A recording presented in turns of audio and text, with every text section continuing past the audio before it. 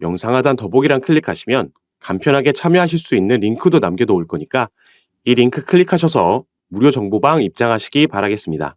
네, 안녕하세요. 주도현입니다. 오늘 3월 27일 수요일이고요. 오늘도 리플 같이 한번 살펴보도록 하겠습니다. 자, 이번 주가 리플의 시세에 있어서 단기적인 방향성에 있어서 상당히 중요한 한 주다 말씀을 드렸고요. 이 개별적인 소송 이슈 관련해서 SEC가 벌금을 요구한 부분이 공개가 됐습니다.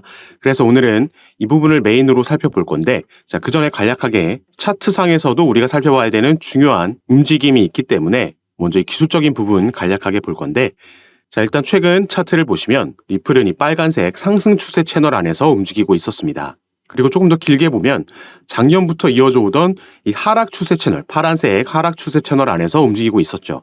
그리고 이렇게 하락 추세 채널 안에서 움직이던 와중에 두 번 채널의 상단을 벗어났다가 다시 들어오는 움직임이 포착이 됐고, 이렇게 채널을 벗어났다가 다시 안으로 들어오는 걸 우리가 트랩이라 얘기한다 말씀을 드렸죠. 그리고 트랩이 발생하게 되면 반대편 채널까지 통상적으로 이동을 하는 겁니다. 그래서 저번 달에 또 한 번 상단 채널을 벗어나는 움직임이 나왔을 때 이게 다시 채널 안으로 들어오면서 트랩이 되면 추가 하락이 나올 수 있었지만 다행히 채널 상단 지지를 받으면서 추가 상승력이 나왔고, 때문에 트랩이 아닌 이전 채널을 무효화시키면서 이 새로운 추세를 만들게 된 겁니다. 그런데 이 최근 빨간색 상승 채널 안에서 움직이고 있는 와중에 상단 트랩이 발생했고 반대편까지 이동을 했고요. 이제 지금 하단에서도 트랩이 발생된 게 확인되고 있는 거죠. 그리고 우리가 업비트에서 원화마켓 상으로는 이게 트랩이 아닌 새로운 하락 추세 채널을 형성하는 것처럼 보이는 어제 오늘 조정이 나오고 있습니다. 다만 이 부분을 우리가 조금 더 정확하게 보기 위해서 달러 차트로 살펴보면요. 자, 마찬가지로 하락 추세 채널 안에 있을 때는 두 번의 상단 트랩이 발생을 했고, 저번 달에 발생했던 돌파 움직임 이후에 확실하게 상승 추세 채널로 전환이 됐습니다. 그리고 마찬가지로 최근에는 이 상승 추세 채널 안에서 트랩이 발생했고 아직까지 이 부분을 이탈하지 않은 모습 확인할 수가 있죠. 다만 상승 추세 채널 안에서 정확하게 그 지지라인 부근에서 오늘 움직이고 있기 때문에 이번 주에 이 단기적으로 일봉들이 어디에 시세 형성하느냐에 따라서 반대편 채널까지의 추가 상승이냐 아니면 또 한 번 하락 추세 채널로 전환이냐가 결정될 수 있겠다 보여주고 있습니다. 그래서 이런 차트의 시세 움직임에 따라서 카톡방에서 브리핑해 드리면서 대응을 도와드릴 예정이고요. 자, 가장 중요한 소송 얘기를 해보자면, 자, 이제 벌금 합의 관련해서 SEC와 리플이 이 관련 서류들이 오가는 스케줄이 진행 중입니다. 그리고 오늘 날짜로 이 SEC에서 제출한 자료가 공개가 된 건데요. 자, 이 자료가 200페이지가 넘는 어마어마한 자료이기 때문에 일단 중요한 핵심 포인트만 말씀드리자면, 어제 공개됐던 그 벌금의 액수, SEC 측에서 요구한 벌금의 액수는 20억 달러였습니다. 이렇게 공개가 됐는데, 자, 정확하게 문서에 나와 있는 벌금의 액수는 19.5억 달러라는 게 확인이 됐고, 이 안에서 일단 환수금, 이 벌금 자체가 기관 투자자들에게 판매된 거기에서 이득을 취한 환수금 8.7억, 이 부분도 사실 이전에는 7억 달러 수준이었는데 기소 이후에도 계속해서 판매가 진행됐기 때문에 8.7억이라고 SEC에서 계산을 해놨고, 여기에 대한 이자 1.9억, 그리고 민사 벌금 8.7억까지 합해서 대략적으로 20억이 조금 안 되는 벌금을 요구한 겁니다. 그리고 여기에 대해서 어제 날짜로 리플 진영의 법률 최고 책임자 이 스튜어트 알데로티가 뭐라고 본인의 SNS 계정에 올렸는지 간략하게 먼저 살펴볼 건데요. 자, as you will see when the SEC brief is made public tomorrow. 내일 공개되면 여러분들도 보게 되겠지만 they asked the judge for 2 billion in fines and penalties. 2 billion이라는 벌금을 법원에 요청했다. 판사에게 요청했다 나와 있고, 자, 쭉 이어집니다. Our response will be filed next month. 다음 달에 우리의 답변서가 제출되겠지만 but as we all have seen time and again, 우리가 계속해서 지켜봐 왔듯이 this is a regulator that trades in statements that are false, mischaracterized and designed to mislead. 이 규제 기관은 허위 사실을 얘기하고 왜곡하며 오해할 수 있도록 발언한다 나와 있습니다. 그리고 the SEC remains bent on wanting to punish and intimidate Ripple and the industry at large. SEC는 지금 리플을 벌하고 위축시키려고 하고 있는데, 이건 리플뿐만 아니라 크게 봤을 때는 이 시장 전체를 이렇게 하고 싶어 한다. 그리고 마지막에는 법원에서 이 구제 단계를 공평하게 진행할 거라고 믿는다. 이렇게 마무리를 했습니다. 자, 20억 달러 SEC에서 요구한 이 벌금 규모는 작년에 비해 무려 3배가 증가한 규모입니다. 자, 작년에 나온 기사죠. SEC가 당시에는 7.7억 달러를 요구했습니다. 당시에 우리나라 돈으로는 약 1조 원 벌금으로 요구를 한 거고 이번에 20억 달러로 올라간 거죠. 무려 3조를 지금 벌금으로 요구한 겁니다. 자, 그러면은 이 3조를 내면 리플과 SEC가 합의하고 소송 끝나는 거냐? 그게 아닙니다. 이건 합의금을 요구한 게 아니라 벌금을 요구한 겁니다. 그래서 다음 달에 리플의 입장을 밝히는 이 브리핑 자료를 제출할 거고 리플에서도 액수를 제시하겠죠. 여기에 대한 협의가 이루어지는 벌금인 거고요. 벌금 협의가 먼저 이루어지어야지 그 이후에 우리가 합의를 기대해 볼 수 있는 거겠죠. 다만 리플이 현재까지 알려진 바로는 이 소송을 진행하는 데 2억 달러를 지출했다 알려져 있습니다. 그런데 당연히 우리가 이 법률 최고 책임자의 반응에서도 알 수 있듯이 절대 20억 달러를 내고 이 벌금 금액에 합의할 리가 만무하다 보여지는 거죠. 작년에 7.7억 달러라는 이 액수의 벌금을 요구했을 때도 터무니없는 금액이다 말씀드린 바가 있습니다.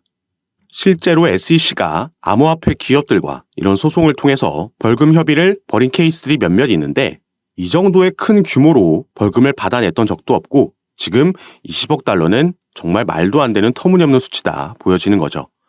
일단 이 부분은 무조건 이 금액을 내야 된다는 게 아니라는 점, SEC가 일방적으로 요구한 금액이라는 점 먼저 말씀을 드리겠고요. 자, 중요한 건 아까 리플의 법률 최고 책임자가 얘기했듯이 자, 이 부분인데 SEC는 3월 22일까지 본인들의 브리핑 자료 제출을 했고 어제 3월 25일 날 양측이 만나서 어느 부분을 가리고 어느 부분을 공개할지 수정할 건 어느 게 있는지 이런 미팅을 가졌던 거고 여기서 이제 서류를 보면서 벌금 액수를 확인했던 거죠. 자, 그리고 이 서류는 내일 공개가 될 예정입니다.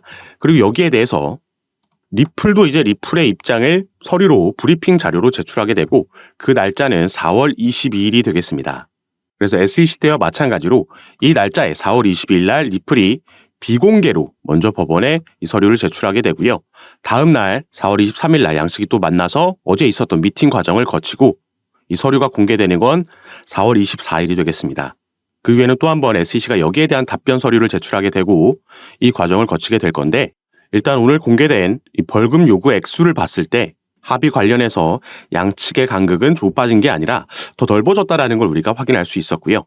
다만 리플은 얼마를 제시하고 법원에서는 어떤 판정을 내릴지 이 부분이 중요한 거고 법원이 이 적정 벌금 액수에 대한 판정을 내릴 때 양측이 제시한 서류들, 입장, 이 변론도 당연히 중요하겠지만 다른 부분도 이 판결에 영향을 미칠 수 있는 변수들이 존재하고 있습니다. 그리고 리플은 이 소송뿐만 아니라 올해 확실한 반등을 만들어낼 수 있는 또 한 가지의 상승 재료도 남아있다 보여지기 때문에 지금부터는 이 내용도 함께 보여드리면서 그 근거들 말씀을 드리도록 하겠습니다.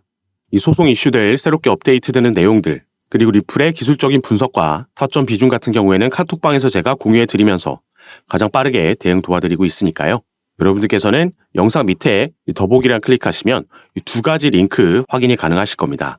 현재 핸드폰으로 영상 시청하고 계신 분들은 첫 번째 링크 클릭하시면 저에게 문자 보내실 수 있도록 화면이 전환되고 전송 버튼만 눌러주시면 제가 이 문자를 확인하는 대로 순차적으로 연락드려서 카톡방 초대 도와드리고 있고 문자 전송이 힘드시거나 영상을 컴퓨터로 시청하고 계신 분들은 이 밑에 있는 두 번째 링크 클릭하셔도 참여가 가능하십니다.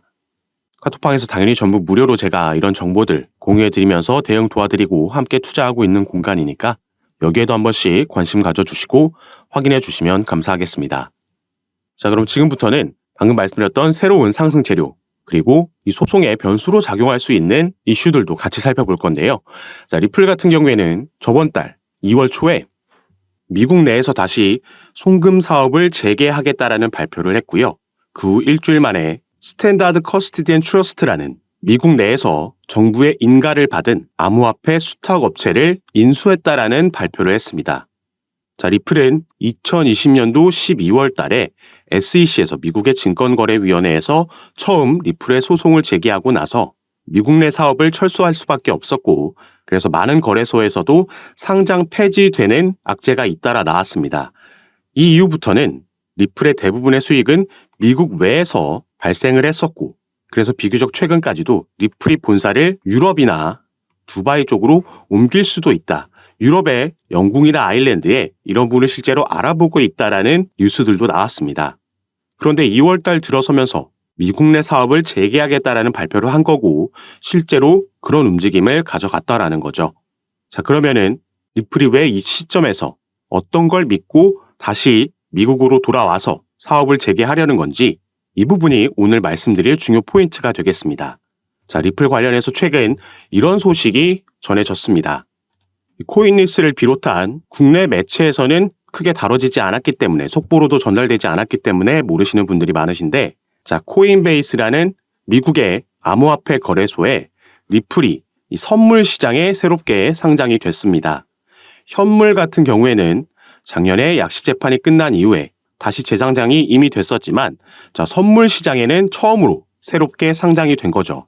자, 여기서 리플과 코인베이스의 관계를 간략하게 말씀드리자면, 자, 미국에는 이 디지털 커런시 그룹이라는 DCG가 있죠. 가장 유명한 암호화폐 벤처 캐피탈이라고 보시면 되겠고, 여기에 설립자이자 CEO 베리 실버트는 제2의 워린 버핏이라고 평가받는 이 암호화폐 업계에서 꽤 중요한 인물입니다. 자, 이 DCG에서 바로 방금 살펴본 코인베이스를 자회사로 소유하고 있고요. 또 이 DCG는 리플의 지분을 보유하고 있는 기업입니다. 이렇게 미국 내 기업들끼리 연관이 되어 있다는 걸 먼저 말씀을 드리는 거고, 이 디지털 커런시 그룹은 코인베이스와 리플뿐만 아니라 그레이스케일도 소유하고 있고 여러 다른 기업들의 지분을 보유하고 그 중심에 서 있는 기업이죠.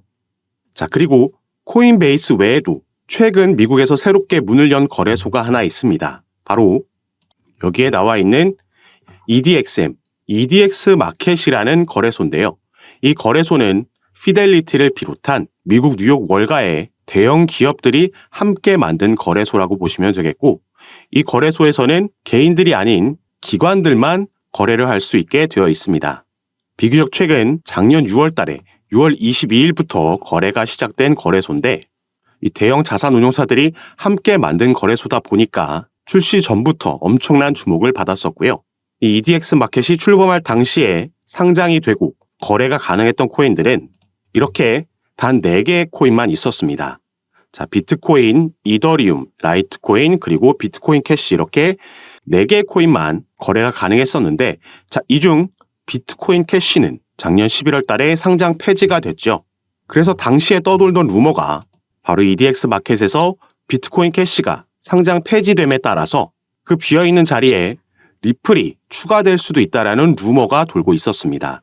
다만 이 부분은 실제로 진행되지는 않았고 당시에, 그렇기 때문에 시간이 지남에 따라 조금 이 루머가 수그러든 모습을 보이고 있는데, 자, 그런데 코인베이스에서 이 리플을 선물 시장에 신규 상장했다라고 조금 전에 말씀을 드렸죠. 이게 얼마 전인 2월 23일 날 이런 일이 있었던 거고요. 그래서 우리가 코인베이스의 홈페이지에 가서 이 선물 시장 쪽을 살펴보면, 자, 이 영구 선물 시장 쪽에는 상장되어 있는 코인들이 많지 않고요. 그래서 밑에서 이 소개되어 있는 코인들을 보면 단 4개의 코인밖에 없습니다. 자, 이 코인들은 비트코인, 이더리움, 라이트코인, 그리고 최근 추가된 바로 리플의 XRP죠. 자, 위에 3개의 코인, 방금 우리가 살펴본 코인들이죠. 바로 이 EDX 마켓에 이제 비트코인 캐시가 상장 폐지되고 나서 남아있는 3개의 코인들입니다. 비트코인, 이더리움, 라이트코인. 지금 이런 연관성이 보이고 있는 거고요. 미국의 증권거래위원회 위원장 이 게리 갠슬러라는 인물도 작년에 이러한 발언을 했습니다. 자, 비트코인, 이더리움, 라이트코인, 비트코인 캐시는 증권 여부를 장담하기 어렵다. 이렇게 발언을 한 거죠. 자, 이 4개의 코인도 아까 우리가 살펴봤던 EDX 마켓이 출범할 당시에 상장되어 있던 그 4개의 코인들입니다.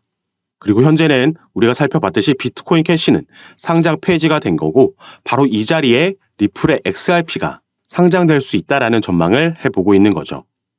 리플이 계획을 바꾸면서 미국 내 다시 돌아오겠다, 미국 내 사업을 재개하겠다 발표했던 그 배경에는 여러 미국의 대형 기관들, 당장 EDX 마켓에도 피델리티를 비롯한 기관 투자자들이 대거 함께하고 있고, 또 DCG, 여기에 코인베이스까지 전부 미국 내 대형 기업들이죠.